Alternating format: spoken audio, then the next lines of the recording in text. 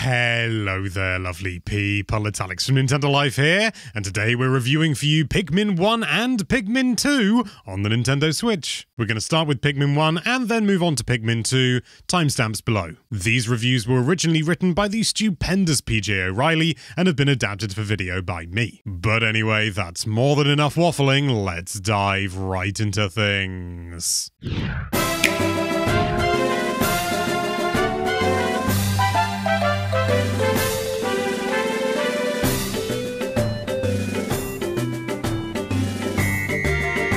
Nintendo gave Pikmin fans a couple of lovely surprises during the June 2023 Nintendo Direct, prepping players for Pikmin 4's debut by stealth dropping the original Pikmin and its wonderful sequel in HD remastered form. Exciting! Yes, if you've played these two beauties before, you'll know they're among some of Nintendo's loveliest work, and digging into the 2001 original here reveals a game that stood the test of time remarkably well.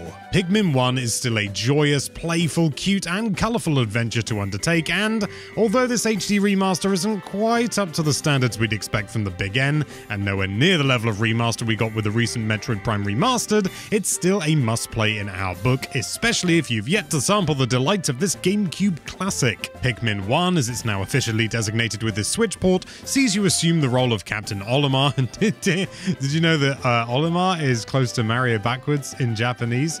Because linguistics?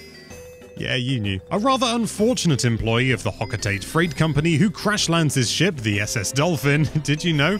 That's named after the code name for the game? Yeah, you knew. On a strange planet inhabited by helpful little creatures. Can you guess their name? Olimar's ride has been well and truly torn apart by the impact of his accident, and it's now up to you to find the 30 pieces of the dolphin that have been scattered around the landscape. Oh, and Olimar's life support will run out in 30 days, so yeah, you know, no pressure. Facing a truly dire situation, Olimar discovers that the local friendly wildlife, which he names Pikmin, due to their resemblance to his home planet's Pick carrots, because of course, will follow his commands, helpfully battering down barriers, retrieving parts of his ship, dispatching hostile creatures, and so on. And so we embark on a delightful puzzle adventure that sees you juggle 3 different types of available Pikmin in order to save yourself from certain death. You've got the fireproof red variety who excel in combat, bomb rock chucking yellows that can float a little further when thrown and are resistant to electricity, although just forget that part for this game, and blues who can survive in water, and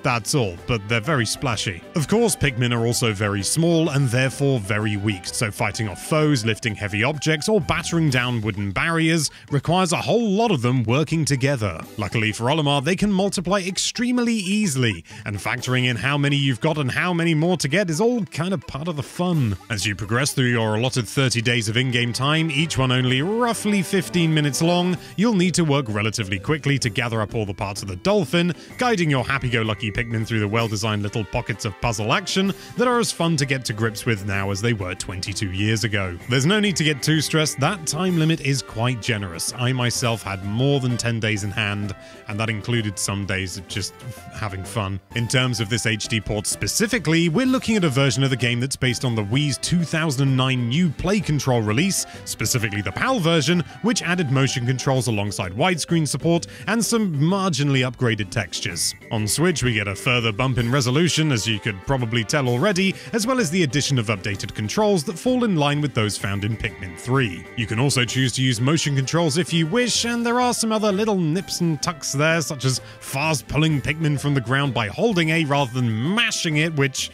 admittedly was fun, but don't worry, it does still work, and some reworked icons and renders here and there, you know, little bits and bobs just to make it look all shiny. Is it gonna knock your socks off in terms of presentation the same way Metroid Prime Remastered did? No, it is not! And this is a little bit disappointing given the not insignificant price point for a game of this vintage. If it's not outright sloppy, it's certainly a little bare bones in place, with the likes of the UI being upscaled rather than recreated, at least to our eye. It's more Mario 3D All-Stars than Prime Remastered, perfectly serviceable, but you may expect more. Overall though, Pikmin 1 is such a great game that it's hard to knock, even with these minor complaints with regards to this particular port. What you've got got here is a timeless classic of Nintendo at its most charming and inventive. The first Pikmin nailed its uniquely approachable RTS formula so hard that over 2 decades later, and even if we were playing this sans any sort of upgrades or anything like that, it's impossible to blast through this without a great big smile on your face,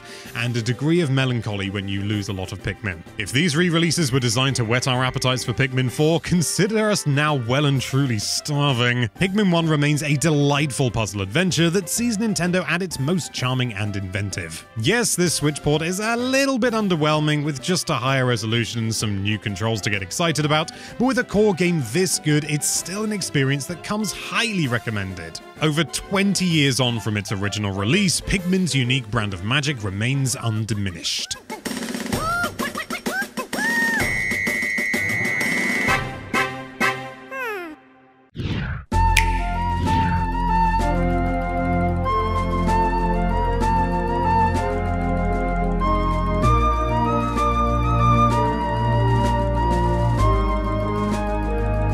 Content with dropping an HD port of the original Pikmin during the June 2023 Nintendo Direct, the platform holder also saw fit to furnish us with this slightly revamped version of its sequel, the very excellent Pikmin 2. Hurrah! Yes, Nintendo has planted us firmly in the Pikmin 4 hype zone prior to the game's launch, and if you've yet to play this 2004 GameCube gem, you're in for a big old treat. Pikmin 2 takes the wonderfully unique and inventive foundations of its timeless predecessor and gently adds more variety to the mix, resulting in a game that's arguably the pick of this franchise so far. For those unfamiliar, Pikmin 2 sees Captain Olimar return to action, this time joined by his co-worker Louie as they take off to collect a bunch of treasure from the very same PNF 404 that he crash-landed on the first time around. It turns out that bottle caps, batteries, and other trash strewn about the landscape are worth quite a few Pocos back on Olimar's home planet, and he's going to need to gather 10,000 Pocos worth of stuff in order to get the Hocketate Freight Company out of debt. Debt, eh? That's the most exciting prospect. Pikmin 2 cleverly expands on the action found in the 2001 original by giving players a bigger playground in which to smash enemies, batter down obstacles, and solve wonderfully well-designed environmental puzzles. This time around, the 30-day time limit has been removed from the first game, a plus or a minus depending on your viewpoint, and all while Louie and the Pikmin can head underneath the surface of the planet to indulge in some good old-fashioned dungeon crawling at their leisure. It's a carefully considered expansion on the core formula that makes for a longer adventure, but one that remains thoroughly compelling thanks to more interesting and varied locales and enemies, alongside a handful of new Pikmin to get to grips with. Alongside your returning red, yellow, and blue Pikmin, yellow now capable of withstanding electric shocks, you've also got white and purple pals to add to the mix. White Pikmin can withstand poisonous areas and enemies, and will indeed themselves poison foes who gobble them up, and can also discover treasures hidden beneath the dirt. Quite the Swiss Army knife. Purples, on the other hand, are basically Pikmin on steroids, big heavy lads who have the power of 10 regular Pikmin and can stun foes and withstand more damage as a result. The other big change here, besides some new spray power-ups that can be used to encase enemies in stone or have Pikmin temporarily speed up, is your ability to control both Olimar and Louie separately, giving you the opportunity to divide and conquor when approaching obstacles and juggle more than one task at a time. With one quick button press, you can hop between either character and assume control of their current Pikmin followers, giving you more in the way of strategic options when it comes to maneuvering around areas, dealing with enemies, picking up treasure, and making it out of dungeons unscathed. Of course, you can also recall your separate groupings to form a single mass when required, and the game's 4 distinct play areas, alongside all the caves you'll dive down into, do a good job of posing problems and puzzles that will require you to manipulate your crew in clever ways. The original title's challenge mode also returns here, as well as including a new co-op mode as well, making for a nice package overall and a game that remains our own personal favourite of the series. Or at least, PJ's personal favourite. I'm still a sucker for one, sorry PJ. In terms of this HD remaster, well, as we mentioned in the Pikmin 1 review, it's fairly bare-bones stuff here with a higher resolution in place, upscaled UI elements, and the implementation of Pikmin 3 style controls. This port is also based on the 2009 new Play Control release on Switch, which itself brought some improvements over the 2004 original, and you can choose to use motion controls here if you so desire. There are a few niggling personal disappointments disappointments alongside the improvements, with this version doing away with the attraction mode, which would show you gameplay tutorials on the title screen if the game was left idle for a time. A small exclusion, we know. Much more notably, a lot of the real-world branded products that you received as treasures, your Duracell batteries, 7-Up bottle tops and so on, have been replaced with fictional brands, presumably due to expired licenses and the lack of want for getting new ones. Hardly a big deal, granted, yet the magic of finding and retrieving these recognizable branded products that you had likely had in your own home gave the original an added sort of contextual frisson. A small but potent connection between your world and Olimar's because, oh, it's the same one. It's such a tiny thing, but despite the convenience and improved resolution of the Switch port, Pikmin veterans may have trouble shaking that feeling that they're not playing the definitive version of this game. Apart from these very minor negatives though, this is a fine, if rather rudimentary again, port that suffers zero performance issues and plants the almost full Pikmin 2 experience on Switch consoles for players to enjoy.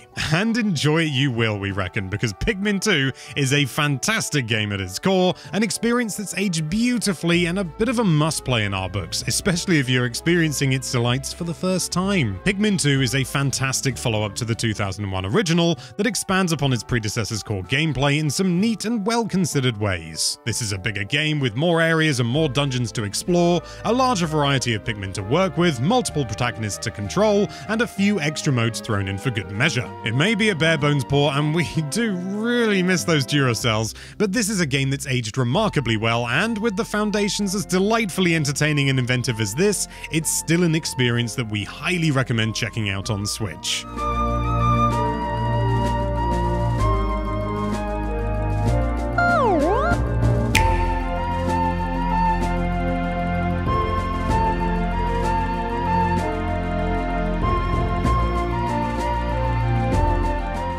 You've reached the end of the review. That means it's time for Alex's personal thoughts, and I'm gonna lump them all together for both games because, well, it's easier. I absolutely adore the first Pikmin game. I am, like, very intimately familiar with it. It was one of the first GameCube games that really blew my socks off. I couldn't, you know, just the game had this sort of wistful melancholy about it. It was sort of gripping and engaging. I actually cared for the Pikmin, and I still do. You know, I can't bear to leave a Pikmin behind. I will roll back to a previous save. And this port overall is just, it's a perfectly serviceable way of playing the game, but it's not the definitive one. There's a few things that are just irritating little things that sort of smack of, I don't want to say a lack of care, but a lack of care. This is based on the PAL version of the new Play Control released on the Wii, which is better than the North American one because that had some real issues with the audio. However, it still carries over an issue where a yellow Wollywog, which is also still incorrectly named in this version. Yellow Wollywogs, when they die, when they fall over, that slapping sound, it's too fast. So it sounds wrong. That's how familiar I am with this game. That sort of thing doesn't matter, don't get me wrong, but it's kind of indicative of just the sort of, again, this wasn't like injected with the love and the care and attention that I feel that these games deserve.